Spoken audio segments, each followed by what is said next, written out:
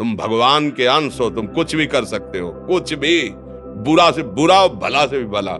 तो बुरा का परिणाम बुरा होता है, भला का परिणाम बड़ा होता है। तो आगे बढ़ो भलाई की तरफ। ये थोड़ा हमको कम अच्छा लगता है डाउन होना। भगवान के अंशों को थोड़ा दुख आया रो दिए, थोड़ा खुशी हुई नाच दिए। नाचना भी है तो ऐसी हिम्मत में कि भारी से भारी दुख में भी नाचना बंद नहीं होगा। रोना है तो केवल प्रभु के लिए रोना है, झुकना है तो केवल भगवत भाव में झुकना है। हमको कोई रौंद नहीं सकता, कोई झुका नहीं सकता। हम भगवान के अंश हैं। थोड़ा तो समझो यार, ये हम ही नहीं, हम सब जरा जरा सी बातों में ऐसे छड़े रुष्टा छड़े तो थोड़ी चीज मिली, फूल गए, थोड़ी गई, दैया दैया। ये हमारा जीवन नहीं है। एक गंभीर स्वभाव बनाओ, एक उत्तम विचार बनाओ, एक उत्तम कार्यरत रहो। तुम्हें देखो अभी जीवन में चमत्कार आ जाएगा। बात समझो, ये बाहरी आशीर्वाद से कुछ नहीं होता। बचपन से सब देख रहे हैं। फल दे दिया तुमने, मान लो अभी एक सेब फल दिया, तुम खुशी हो जाओगे। बात पकड़ लोगे ना तो जन्म जन्मांतर तुम्हें उठाती चली जाएगी। हो सकता है अगला जन्म ही ना हो।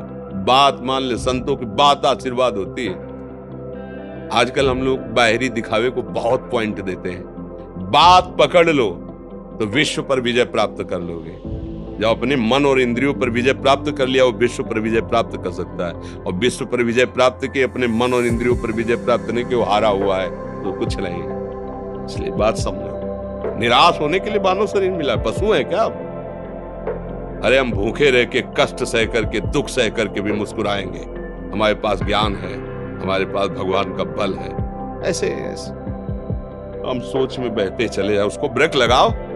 तुम्हारे अधीन है वो, तुम उसके अधीन नहीं हो। जागो, अभी सो रहे हो, जागो, उसको अधीन करो। आनंद के धाम के तुम अंश हो, आनंद स्वरूप हो। आनंद के लिए विषय टुकड़ों में मारे घूम रहे हो। थोड़ा सा तो सावधान हो, धर्म से चलो। हमारी बात समझ में आ रही है आपकी कि नहीं आ रही? सच्ची कहते हैं तुमसे, सच्ची। हर कष्ट को तुम रौंद सकते हो, हर कष्ट को सह सकते हो।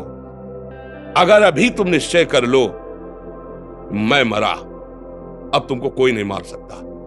सब भयभीत हो जाएंगे तुमसे। केवल एक निश्चय कर लो, अब हमारी जिंदगी की कोई परवाह नहीं।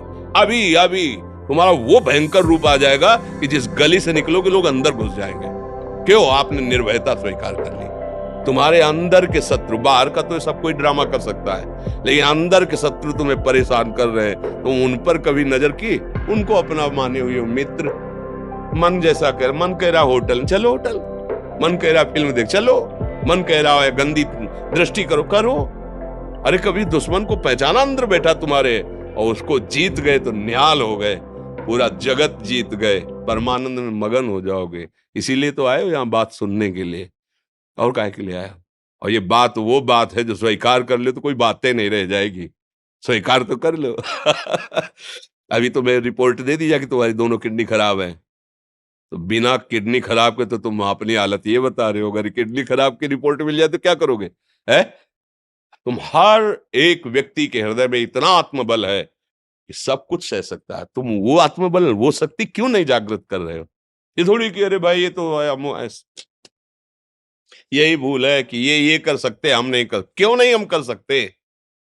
बड़ी सी बड़ी स्थिति जितनी भी बनी, चाहे भागवतिक बनी चाहे लौकिक बनी, हमारे लिए बनी, हम तैयार नहीं करते उसको, हम स्वीकृति नहीं करते। इसीलिए हर देश का नागरिक हर पद पे भारत के बैठ सकता है।